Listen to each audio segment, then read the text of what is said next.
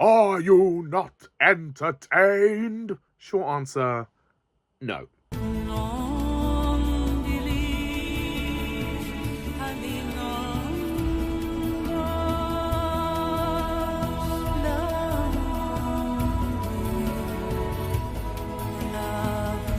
Hello, my fellow YouTubers and subscribers, and welcome to my latest movie review, where today I review Gladiator 2, or Gladiator 2, depending on your opinion of this film. After his home is conquered by the tyrannical emperors who now lead Rome, Lucius is forced to enter the Colosseum and must look to his past to find strength to return the glory of Rome to its people.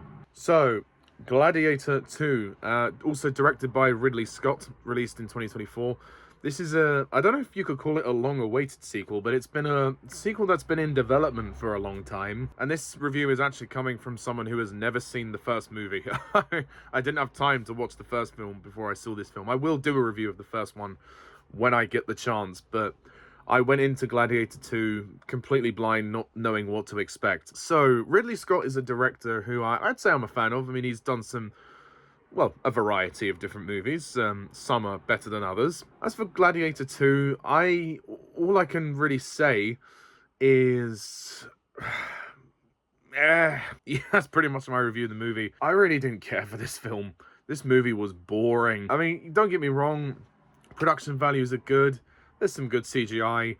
There's some entertaining action sequences, but man, the story and the script are just so thin and just so bland. I didn't give a shit for this narrative. I didn't care what was going on in the film, this whole political plot about Rome, and then Denzel Washington's character trying to backstab the emperors to regain control. And they set up with this opening text about this conflict between these characters, and you just really don't give a shit. And then there's the personal story with regards to Lucius, and to be honest, Lucius is a really bland protagonist. He really, really is. So the protagonist, Lucius, yeah, he's boring. He's completely boring, bland. The actor, Paul Mescal, is terrible, gives a very flat performance, has the same blank expression throughout the entire thing. This whole twist, I guess, in regards to his heritage, I don't know what to think of it, really. I guess I don't really care, is the answer. And the scenes where the general's wife, or who is Lucius's mother, goes to confront him and say to him about, you know, sorry I sent you away, and now that you're back, you're here. You know, she tries to reconnect with her son, but he has nothing to do with it at first. And this whole kind of crisis of, will he actually accept his mother again? Won't he accept his mother? Snore. This movie is a snore fest. I mean, I really got hooked on that opening battle scene. The opening battle scene is really cool, and it's a great way to hook you in. The first 10 minutes, there's a pretty epic battle, and I did think that was pretty good. Some CGI dodginess aside, I thought that it was generally quite entertaining. And then after that, the film just completely lost momentum, and it just dragged on till the end. Speaking of which, the film's runtime, oh my god, the film is 2.5 hours long, and it feels it. So the other actors are, well, vary in quality. Pedro Pascal plays the general. He's very good. He's probably one of the best characters in the film. He doesn't actually do very much. He's not developed all that much, but he's quite good. And there's a great fight sequence with him and Lucius, and I thought that was one of the more entertaining scenes of the movie. Denzel Washington, dear old Denzel, as McInnery, he's kind of cool. I don't know if I'd say he's a great character, but I thought his performance was good, but the script doesn't really do much with his character until the second half of the film. The Emperors, played by Joseph Quinn and Fred Hechinger, they are very over the top in this film. Maybe it's welcome because the rest of the film is so bland, but they did feel somewhat out of place and perhaps a bit theatrical in some of their performances. Jacobi is in the film as Gracchus. I think very briefly, I don't actually remember much about Jacobi in this film, but nice to have someone of real acting talent in it, as well as Denzel. Matt Lucas plays the Master of Ceremonies. Well, that's good. Tim McInnery is the Senator. He's very good. And of course, Connie Neilsen as Lucilla, who is Lucius's mother, who has quite a big role in the film. For me, the film just has too many scenes that are boring, too many political conversations that I don't care about. The arena scenes are good, but it's very repetitive. This film is so monotonous. It's so dull.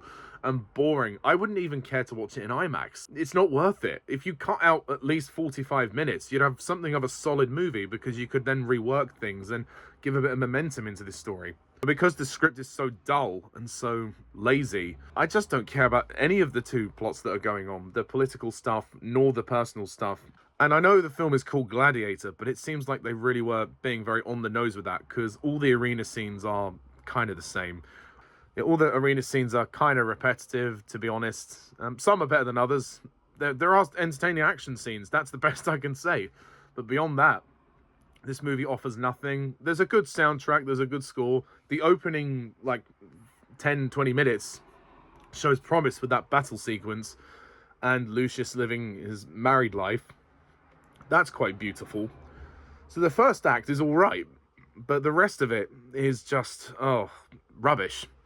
I don't know, I feel like maybe Ridley Scott kind of lost his touch with this. I just don't feel like anybody really wanted to make this movie. It just doesn't seem there's enough effort, there's enough passion in there. And, I mean, it looks fantastic. I love the production design. The costumes are amazing, the sets and everything. But just, you can dress up a film as much as you want. But Ridley, if you haven't got a good script, good story, good characters, I'm not going to care. And I'm sorry, Ridley, I just didn't care. I really didn't care. The dialogue isn't bad as such. It's not like it's unnatural dialogue. It's good dialogue and it fits with the time, but it's boring dialogue. You don't care about the words that are being said. It just needed to be tighter, Ridley. It really needed to be tighter.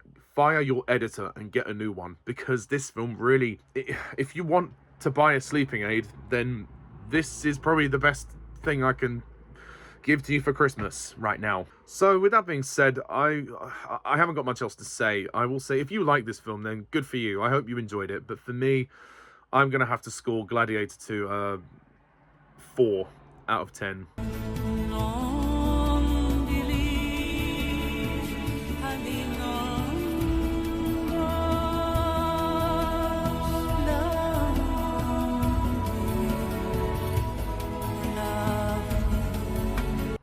It's not terrible. It's got a few redeeming qualities, but this is a massive disappointment. And I mean, if you like the first film, I imagine that it's not going to be worthy of your time, to be honest. It just basically did nothing for me.